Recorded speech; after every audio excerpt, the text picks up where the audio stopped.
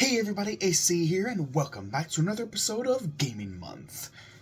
This time we are talking about my number 18 favorite video game of all time, and this is a three-way tie between three Nickelodeon games: SpongeBob SquarePants: Creature from the Krusty Krab, Fairly Odd Parents: Break Into Rules, and Nicktoons Battle for Volcano Island.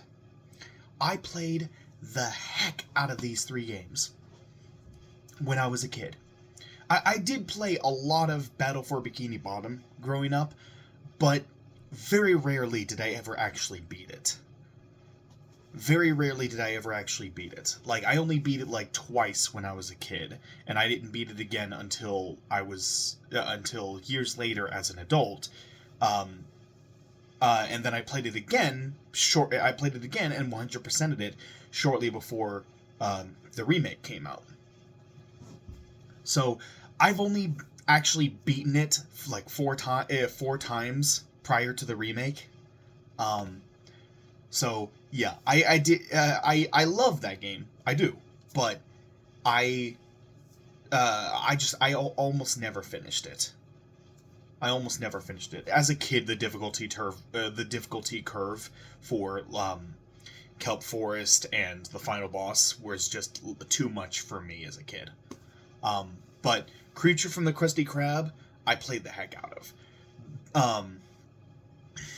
And Break Into Rules, love that game. It still looks pretty good today. I mean, yeah, the mocap obviously isn't good.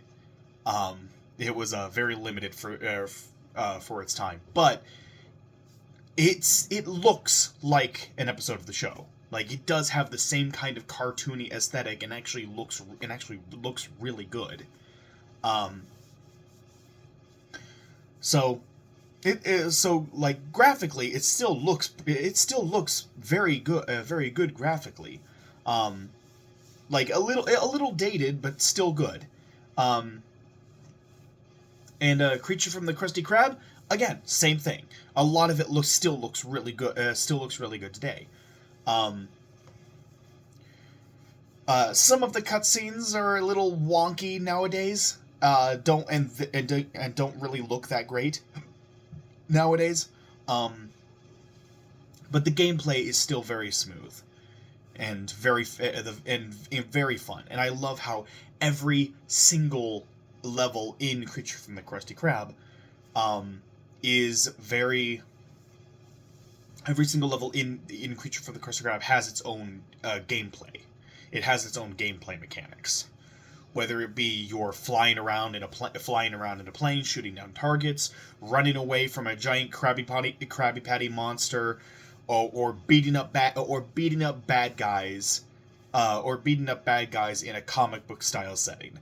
Like, regardless of what level you're in, it's a different kind of gameplay mechanic. It is almost always a different type of gameplay mechanic.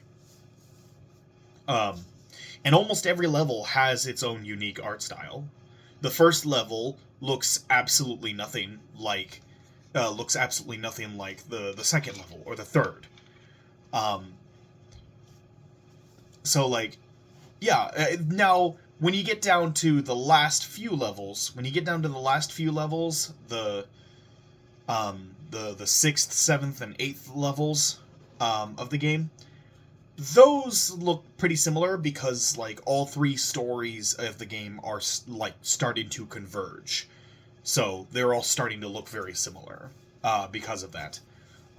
Which makes perfect sense. You know, if all three stories are converging, you want to have it be consistent. You want to have the art style be consistent between all three stories. And then the 9th level, the final level, has multiple endings depending on which character you beat the level with. That's always really cool, and it incentivized me to 100% the game. And I basically just had to go around finding, like, Patrick and Plankton gummies around each world, around each stage, each level. And once I found all of them, I could play as Patrick or Plankton. You got SpongeBob, Patrick, and Plankton you can play as.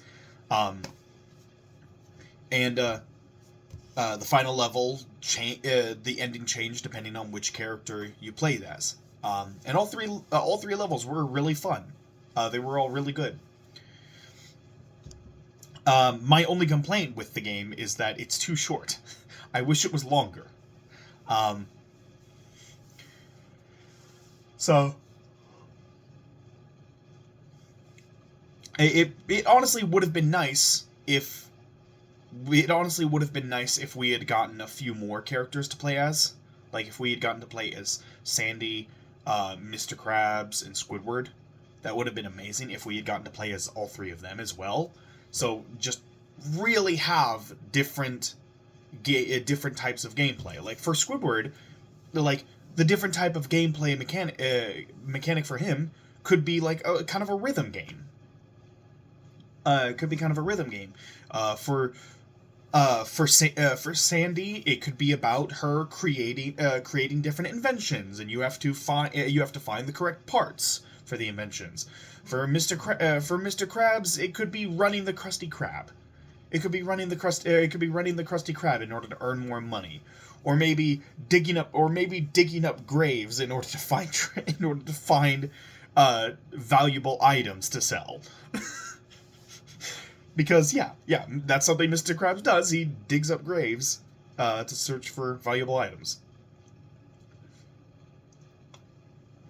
So, but yeah, I wish there was more. There were more there was more characters that we could play as, so the game would be longer, because it is an incredibly fun game. And breaking the rules. Yeah, like I said before, it looks like an episode of the cartoon, and each level of the game is inspired by one of the episodes of the show from the first couple seasons. It's inspired by different episodes of the first couple seasons of the show, and yeah, that's really cool. That's really cool, and it was just a really fun and unique game. It was just a really fun and unique game, and there was another Fairly Odd Parents game, Shadow Showdown, which was fun, but unlike Breaking the Rules, I never tried to 100% Shadow Showdown, simply because there was too much going on. There was too much going on, and there was a lot more jank in that game. Not everything worked the way it was supposed to. So it was a hassle to try to 100% each level in there. In Breaking the Rules, it's so easy to 100% the game. Like every time I've played it, I've 100%ed it. Because it's just that easy to do it. You're naturally going to get most of the stuff just by playing the game normally. And occasionally, as long as you kind of like, if you see two paths, and you know, Cosmo and Wanda will always point you in the direction of story. So if there's two paths, just go check the second path, and you're going to find a Crimson Chin card. And that's basically the only criteria for 100%. That's basically it. Once you get all of those, that's basically it. So,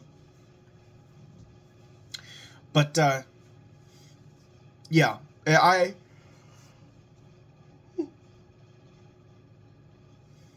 really love that game. I really love that game, and all of it culminated in the Nicktoons games. I love Nicktoons Unite. I love Nicktoons Unite, and I love Battle for Bikini Bottom. Nicktoons Globs of Doom was a perfectly fine game. Not great, but it was a perfectly fine game. Attack of the Toybots was annoying and dumb. Not very fun as a kid. I bet I could probably beat it without any trouble now as an adult. I haven't played it since I was a kid. I don't own it. I don't own a copy. I borrowed a copy when I was a kid, played it, and it took me dozens of hours to get through one of the. I can't even remember which level it was, but it took me dozens of hours just to get through one level. I did not really care for it. But the second game in the series, Battlefield Volcano Island, is by far my favorite. Out of all the Nicktoons games, that is probably the one that I've 100%ed the most. And I 100%ed literally every time I play it. It is an incredibly fun game. Once I pick it up, it's hard to put it back down. And next thing I know, I'm I start at the start. I'm at the start of the game, and I think, okay, I'm just gonna do 1 or 2 levels, and then I'll quit, save the rest for another time. Next thing I know, I'm at the end of the game, and I've 100%ed it. It's one of those games where, once I start, I have a hard time putting it down. So, yeah, I really love that game. I love all 3 of these games. They're all fantastic, and I had a really hard time choosing which of these 3 I wanted to put in this list. And so I just decided, you know what? No, I'm just going to choose all of them, because all 3 of them were such a huge part of my childhood, and when I think of Nicktoons games, these are the first 3 that come to my head. I always end up thinking of these 3 first. So, yeah. Love all 3 of these games. But the fact that it is a tie it is a 3-way tie, is the reason why it is so low on the list. So, yeah. So these are, so it's low on the list. It's low on the list here. But they're all great games anyway. So in any case, that's it for this video. Thank you all so much for watching. Hope you all enjoyed. Like, comment, subscribe, and I will see you all in the next video. Take care, everyone.